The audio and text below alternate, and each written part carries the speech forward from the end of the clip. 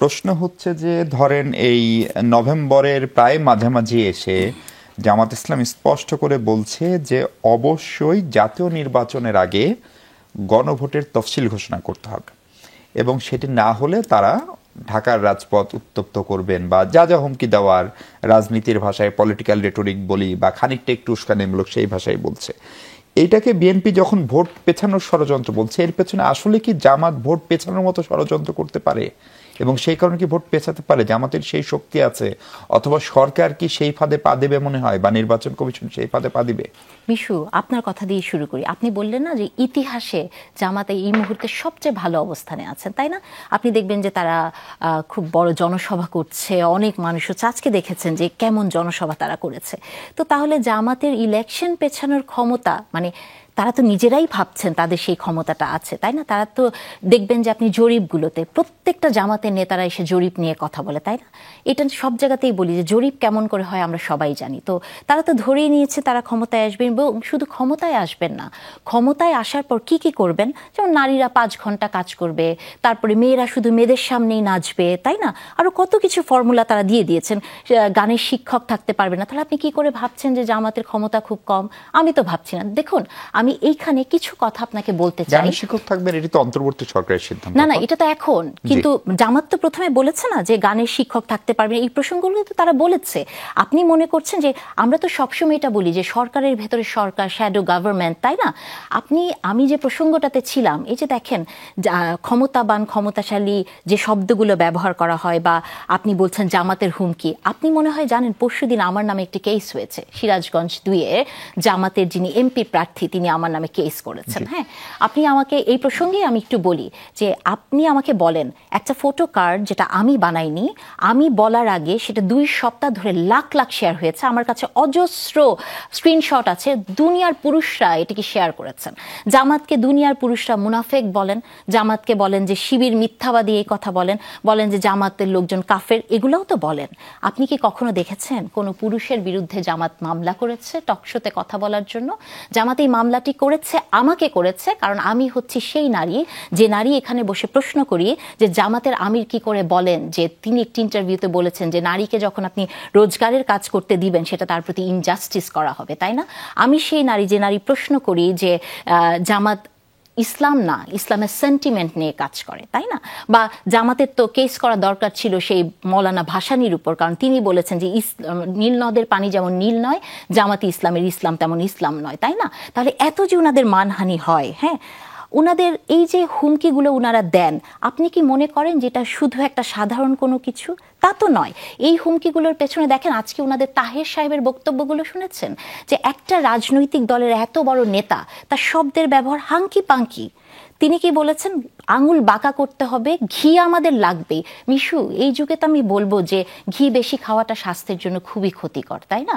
ঘি খাওয়াটা একটু মেপে টেপে খেতে হয়, কিন্তু উনি বলেছেন ঘি ওনাদের লাগবেই, তাই না? এই যে শব্দে, তার কয়েকদিন আগে বলেছেন তাওয়ার মধ্যে কি বুট ফুটছে। তাহলে দেখেন, তাওয়া, ঘি, বুট, হ্যাঁ, সবই কিন্তু রান্নাঘরের বিষয়। এবং নারীর 5 ঘন্টা কাজ করাও কিন্তু বিশাল একটা ফ্রেমওয়ার্ক, যে নারীকে 19 ঘন্টা ঘরের ভিতর বন্দি করে রাখার। এটাকে যদি আপনি একটা সরল দৃষ্টিতে দেখেন তাহলে কিন্তু হবে না। আমি তাই বলতে চাই যে বাংলাদেশের নারীদের, যে যারা এবার ভোট দিবেন, তাদেরকে অত্যন্ত সচেতনভাবে বুঝতে হবে যে তার নিজের জায়গাটা কোথায়। যেমন এই ভাইয়ের একটি কথা আমি বলি, শব্দের ব্যবহার আপনি দেখেন। উনি একটি রাজনৈতিক পরিসরকে ডিভোর্স, বিয়ে, কাবিননামা এগুলো দিয়ে বলছে। আমি মনে করি এই বক্তব্যটি অত্যন্ত, উনি বিভিন্ন দলকে কোট করেছেন, মানে কোট করেছে। এবং এটা বলা মানে আপনি বিষয়গুলো একটু দেখেন যে একটা দলকে আপনি যখন রাজনৈতিক বক্তব্য দিবেন, আপনার শব্দের ব্যবহার শালীন হতে হয়। মানে এই যে কাবিননামা, ডিভোর্স, সংসার করা, এনসিপি নাকি সংসার করতে চাচ্ছে, কাবিননামায় সাইন করতে যাচ্ছে না। প্রত্যেকটি বিষয়ের সাথে কিন্তু ইসলাম, নারী এবং রাজনীতি একটা সম্পর্ক আছে। তো আপনি যখন মিডিয়াতে এসে কথা বলবেন, শব্দের চয়নটা খুবই গুরুত্বপূর্ণ হওয়া উচিত আমি মনে করি।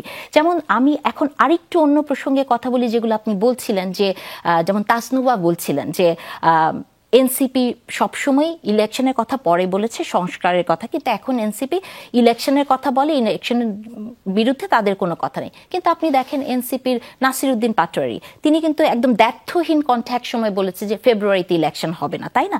এই জন্য আমরা যে তাদেরকে বলি যে তারা ইলেকশন চায় নাই, হ্যাঁ, এটা বলা তো কোনো দোষের কিছু না, কারণ আপনার টপ নেতা যখন এভাবে কথা বলবে আমি তো আসলে ওইভাবেই ভাববো। যেমন আরেকটা কথা তাসনুভা বলেছেন যে আওয়ামী লীগের প্রশ্নে আমরা সবাই একমত। হ্যাঁ, উনাদের একজন নেত্রী কিন্তু কয়েকদিন আগে বলেছেন যে আওয়ামী লীগ এবং জামাত মুদ্রার এপিটোপিট। তাসনুবার এই ভুলটি আমি ভাঙিয়ে দেই যে আওয়ামী লীগের প্রশ্নে এই মুহূর্তে জামাত একমত নয়। হ্যাঁ, কারণ আমার যে কেসটি করা হয়েছে, আপনি যদি আরজিটি দেখেন মিশু, আরজির মধ্যে লেখা আছে যিনি কেসটি করেছেন উনি প্রফেসর, ওনাকে লিখেছেন প্রফেসর জাহিদুল ইসলাম। এটা আবার বলে রাখি যে এটা ডেইলি স্টারে তাকে প্রফেসর লিখেছে, এই প্রসঙ্গে আমি আরেকটু পরে কথা বলছি। তো সেই আরজিতে লেখা আছে যে আমি আওয়ামী লীগের ভোট পাবো, আমি নিশ্চিত। আওয়ামী লীগের সাথে আমার অত্যন্ত সুসম্পর্ক আছে, আমি লাইন টু লাইন মুখস্থ নাই, যিনি মামলার বাদী এবং উনি এমপি প্রার্থী সিরাজগঞ্জ 2-এর। তাহলে আমরা যে ভাবি যে আওয়ামী লীগের ক্ষেত্রে জামাত, বিএনপি এগুলো কোনো ভাগ নাই, সবাই হচ্ছে অ্যান্টি আওয়ামী লীগ, আসলে না। জামাতের সাথে আওয়ামী লীগের এক ধরনের সখ্যতা কিন্তু তৈরি হয়েছে। আর যে প্রসঙ্গটিতে বলতে একটু হেজিটেট ফিল করছিলাম, যেটি কালকে আমি একটি টকশোতে বলেছি, যে দেখেন আপনার মানহানি হয় কখন, যখন আপনি একটা কিছু বলেছেন বা বলেননি, সেটা একটা ফটো কার্ড দিয়ে কেউ একজন একটা রেফারেন্স দিয়েছে, তখন আপনার মানহানি হয়। কিন্তু এই মিডিয়া ক্রমাগতভাবে জামাতে ইসলামের মান উন্নয়ন করেছে। যেমন ধরেন যিনি কেসটি করেছেন, ডেইলি স্টার লিখেছেন প্রফেসর জাহিদুল ইসলাম প্রফেসর নাহরিনের এগেইনস্টে কেস করেছেন। ডু ইউ নো মানে এই প্রফেসররা কারা? জামাতে ইসলামী এমন একটি দল যে দলে আপনি গেলে সবাই প্রফেসর হয়ে যায়, সবাই ডক্টরেট ডিগ্রি পায়, অথচ আপনি দেখবেন, আমি খোঁজ নিয়ে দেখেছি, উনি একটি ডিগ্রি কলেজের প্রভাষক। বা জামাতের গোলাম আজম, আমরা সবাই তাকে অধ্যাপক গোলাম আজম বলি, গোলাম পরোয়ার উনাকে আমরা অধ্যাপক বলি। উনারা, আপনি দেখবেন যে জামাতের নেতারা যারা অধ্যাপক লেখেন, তারা ভেড়ামারা ছাগলনাইয়া কলেজেও 3 বছরের বেশিও মনে হয় কোনো জায়গায় লেকচারার হিসেবেও ছিল না। আমি আজকে 21 বছর শিক্ষকতা করে আমি অধ্যাপক হয়েছি, আমার অধ্যাপকতা নিয়ে তারা প্রশ্ন তোলেন, কিন্তু তারা যে এইভাবে অ্যাবিউজ অফ ডেজিগনেশন তারা যে এটা ব্যবহার করেন, তাতে তাদের কিছু হয় না।